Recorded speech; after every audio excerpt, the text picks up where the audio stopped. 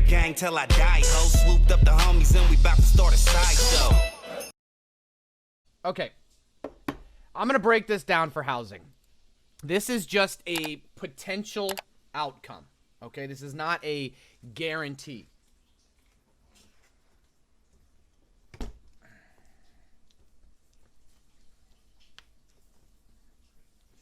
Okay.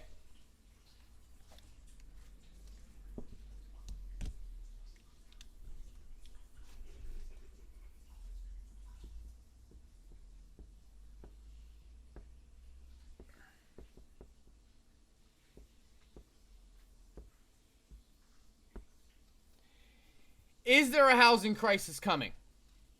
Potentially, yes. Not guaranteed, but yes. Let's put up a difference between the yes reasons and the no reasons, okay? Yes reasons. Number one yes reason, unemployment.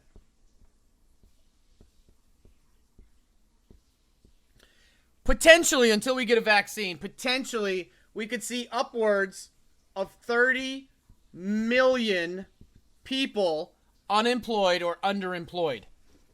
All right? Compared to what we were looking at a year ago. All right? Deferments. Currently, in most states, there are deferments happening where you don't have to pay your mortgage for 3 months, 6 months, whatever the state is, or your rent. So there's people that, you know, normally would have lost their house by now, but they don't have to pay back, okay? They don't have to pay it back now. They have to pay it back down the road. And on top of that, unemployment benefits.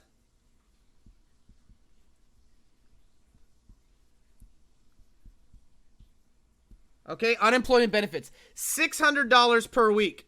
That's actually more money than they were making when they were employed. If that ends or goes down, or these deferments end, there is a huge problem right now that people are not going to be able to afford their house. It's not 2008, okay? It's not 2008 where subprime mortgages, they were giving out $380,000 mortgages to people who made $27,000 a year. You don't have the same crisis level of underwater mortgages, but the potential is there for a large, massive amount of people to lose their houses. More importantly, the people who are going to get hurt the worst are landlords, especially in cities. Because these guys are leveraged to the tits right now. These guys own several large buildings that are renting out that they're leveraged to. And if all these renters get evicted, they're fucked. Okay, they're falling under the deferments right now, but they're fucked. And there's big companies and banks that are looking to scoop this up from these guys, wait for the crash, and then resell it. These are several things that are coming into place right now. Now, you would look at this and say, well, that doesn't make any sense, Stocky. How come we have housing starts and new homes being built right now? If we're getting ready to fall into a crisis in housing, why is this happening? Well, because nobody's getting out of their house right now, and real estate is an inflationary investment like equities, right? Real estate is heavily inflated, and it doesn't work like core inflation. The value of real estate goes up ridiculously, so people want to park their money somewhere. If they're in equities and they want to put in equities and they're making money, great, they're making money, but there has to be another alternative. There has to be somewhere, well, we want to diversify our portfolios. We want to diversify our investments. We want to hedge ourselves in case equities go down. Real estate's there, but nobody's getting kicked out of their house right now, or nobody's losing their home right now because of these reasons, so we need to find houses. So we're still seeing housing starts and new homes go up. However, the numbers that are coming with housing starts right now are good based on expectations, but not year over year. There's still a decline there. Now, at the end of July, a lot of these protections could go out the window. All right? If the Congress doesn't float this until the election, a lot of these protections could go out of the window. And if this does happen, okay, we're going to see a potential cliff. Now, what is a no reason here? Another reason is that the biggest potential crash is going to happen in urban areas.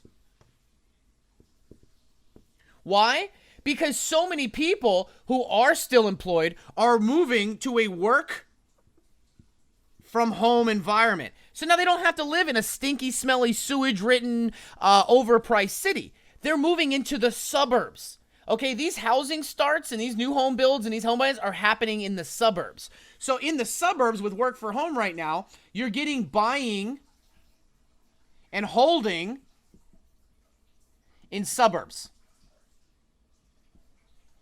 Okay, that's where the protection is right now. So the housing crisis is more focused on urban areas and city areas. That's where this concern is. There is a differentiation between urban housing, urban real estate, and suburban real estate. Suburban real estate is staying alive right now with people moving in. So the housing builds and the housing starts are happening in the suburbs and not in the city. Also, you have the Fed buying all of this up to protect the banks. They are buying junk mortgages and junk loans. But go back to the yes. Look at what Bank of America just did. Bank of America, okay, just said in their earnings and in their recap that they've just added $4 billion, bringing the total to $5.1 billion in loan protection. What is the loan protection?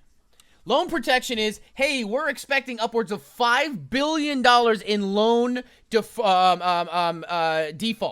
So what does that mean? That means we're expecting $5.1 billion in people not being able to pay back their loans, whether it's mortgages, cars, credit cards, yada, yada, yada. And they've added. That means in one quarter, they went from $1.1 billion to $5.1 billion in expectations of defaults. Okay, that's a lot of money. But most of that is going to come from mortgages. Most of that's going to come from mortgages. So they're already expecting this. So we're just following these breadcrumbs, okay, to a huge potential housing crisis. However, it looks like at this point, the main brunt of that is going to happen in the urban areas. Okay? So when I say housing crisis, I'm more focused on urban. Now, if the urban housing crisis drops, it's going to drop the suburban housing areas as well, just not nearly as much. We could see potential 20% loss in value in urban areas, especially with people moving out of the cities before this happens. Okay? The suburban, we could see 5 to 8% drop off of this 20% drop. Now, this is just me pulling numbers out of my ass. I don't have any calculations, and nobody does this. Everything is a guess at this point. Now, if the Fed buys up enough of these junks and the banks get them back and resell them at a decent return, it'll offset this a bit. But if you guys also understand how the value of houses go down, if you have a community, okay, of 5 houses, okay, and 2 people default and get foreclosed on, and the average value is $300K, and these get defaulted and sold off at $100K, or let's say $200K, it's going to bring the value of all of the other houses down as well in the short term. Because if these houses are selling for $200K, all right, it's going to bring the value of these down in the short term. So what happens across the board? You have a valuation drop of what, 10% maybe? That can happen.